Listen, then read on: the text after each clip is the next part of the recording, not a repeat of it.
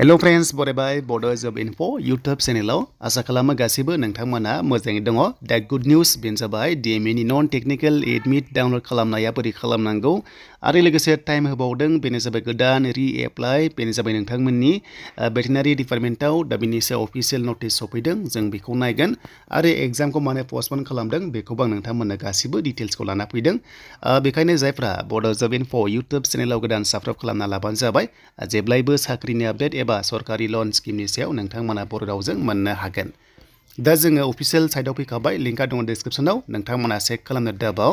दा जोङो DHSFW आयुषनि जों अफिसियेल नटिसखौ नायग्रोनोसै मानोना एग्जामा जानांगौमोन आरो लोगोसे एडमिटआ दिनै डाउनलड खालामनो गोनांमोन बेनो जाबाय नन टेक्निकल पस्टआव। दा नन टेक्निकल पस्टनि थाखाय गोदान अफिसियेल नटिस फैदों बेनो जाबाय पस्टपनखौ मिथिखाबाय नाथाय मानि थाखाय पस्टपन जादों जों बेखौबो नायगोन आरो। दा बेखायनो जोङो PDF फाइलखौ नायग्रोबाय आरो नायनाय लोगो लोगो रिटेन एग्जामा पस्टपन जाबाय 9 मार्चआव जानो गोनांमोन बेनिफ्राय दिनै एडमिट डाउनलड खालामनो गोनांमोन। दा बेखौनो गोदान डेट लानाय जाहैबाय बेनो जाबाय 30 मार्चआव बेखौथ' मिन्थिखाबाय नोंथांमोना माने 30 मार्चआव नोंथांमोननि आनजादखौहाय लाफिनसिगोन 9 मार्चआव जाला जुदि जायोमोनब्ला एडमिटआ दिनै नोंथांमोना मोनसिगौमोन आरो। थ' बेखौ जों मिन्थिबाय दानिया अफिसियेल साइट दङ लिंकआ दङ डिस्क्रिप्शनाव दा बेयावनो नोंथांमोना लगइन खालामनानै एडमिटखौ लानो हागोन 10 मार्चनि उनाव। 10 मार्चनि उनाव नोंथांमोना एडमिट मोनसिगोन बेनो जाबाय नन टेक्निकलाव प्लास बेनिफ्राय ग्रेड 3 ग्रेड 4 होनोबा खायसे सिगांनि एप्लाइ खालामखादोंमोन नोंथांमोना खालामनांगौनि गोनांथि गैया एडमिट मोनखागोन आरो जायफ्रा खालामबावनो गोसो दङ सर्सआव मोननाय बायदिबा ग्रेड 4 पस्टआ फैबावगोन होनना खोनादों रि-एप्लाइ जागोन आरो जेब्ला जायो नोंथांमोना गोदानै एप्लाइ खालामनो हागोन गोदान फन नाम्बार होनानै नाथाय खालामखानाय दङबा नोंथांमोना खालामनांगौनि गोनांथि गैला। स' दानिया बेयाव आनजादा बोरै जागोन ग्रेड 4आव बा ग्रेड 3आव दा बेखौ जों मिथिखानांगोन मानो होनोबा सिलेबासआ नोंथांमोना इंलिश बेनिफ्राय मेथ्स साइन्सखौ नायनांगोन जेरै 50 कुइसन फैगोन बेनिफ्राय मोनसे हाबानो नोंथांमोना 2 मोनगोन माने 100 मार्क्सनि एग्जाम जानाय जायो। थ' नोंथांमोना 100 मार्क्सनि एग्जाम बेनिफ्राय 90 मिनिट्स टाइम मोनगोन बेखायनो प्रेक्टिस खालामबाय था।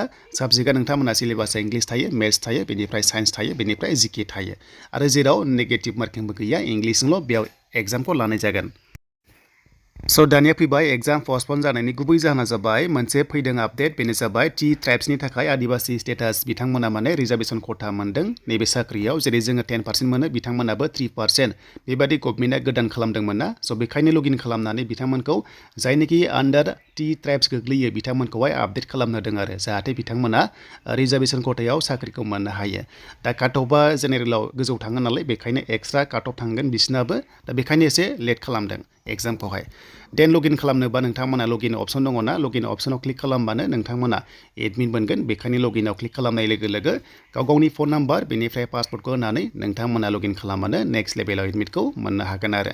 दा बेनोनै जुदि बावदोंब्ला आइडि बावदोंबा नोंथांमोना फरगट पासवर्ड होनाय लोगो लोगोनो रिकभारि खालामनानै एडमिटखौ नोंथांमोना नेक्स्टआव डाउनलड खालामनो हागोन। स' दायो मोनथ'वाखै।